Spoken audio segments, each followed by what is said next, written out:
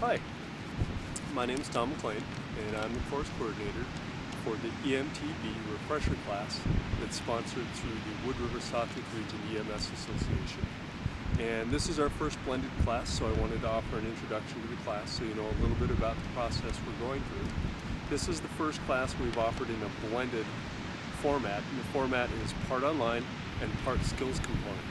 And it has all the same requirements and has the same competencies expected in a regular class. The requirements that you need to attend this class are you need to be affiliated with the State of Idaho EMS licensed agency. You need to have a healthcare provider CPR card in hand for the class, and you need to be sponsored by one of the local affiliated agencies.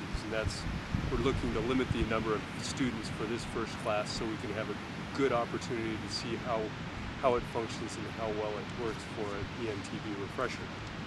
So those are the requirements.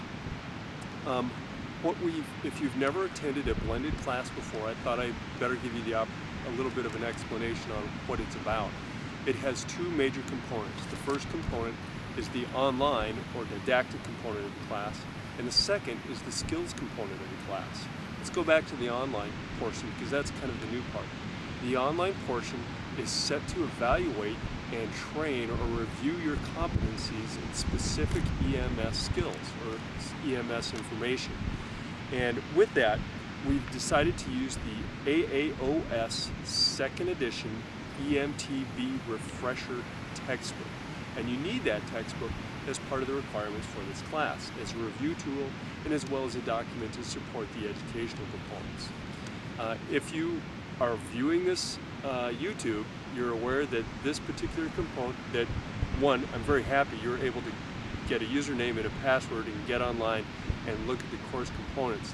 The things that we will do as far as this class goes is you will have all the chapters in the textbook, and at the end of each module there will be a module exam or a module test. That is the component that must be completed to evaluate your competency. So, for example, there are 6 different sections. The first section is preparatory. It covers chapters 1 through 4. At the end of chapter 4 is a competency test that you need to complete with a score of 84% or better. On the second section is airway, which is chapter 5, and chapter 5 has the same competency evaluation at the end. The third is patient assessment, which covers chapters 6 and 7. And again, the competency is at the end of chapter 7. There's a fourth one. The fourth one is medical emergencies. That covers chapters 8 through 17, a pretty big section.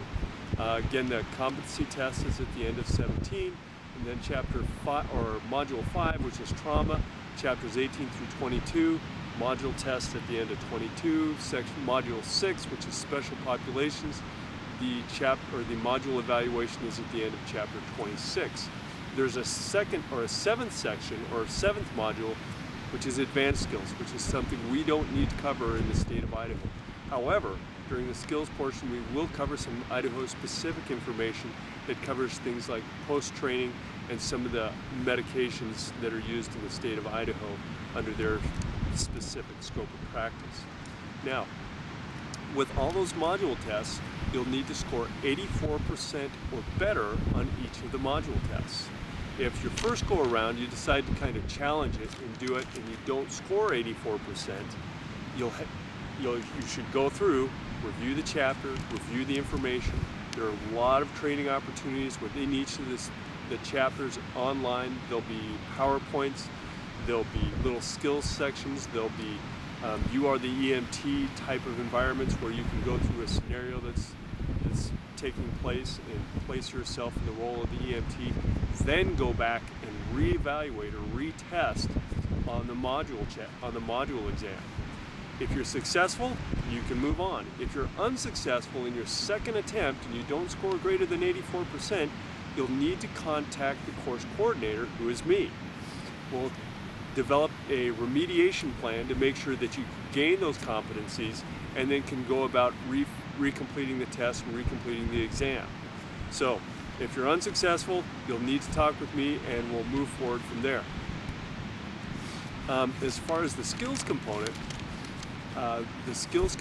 is scheduled for September 26th at St. Luke's Wood River Medical Center. We anticipate an 8 o'clock start time, and we'll go through skills competencies. Those skills competencies are much like you've seen on all the National Registry exam checklists.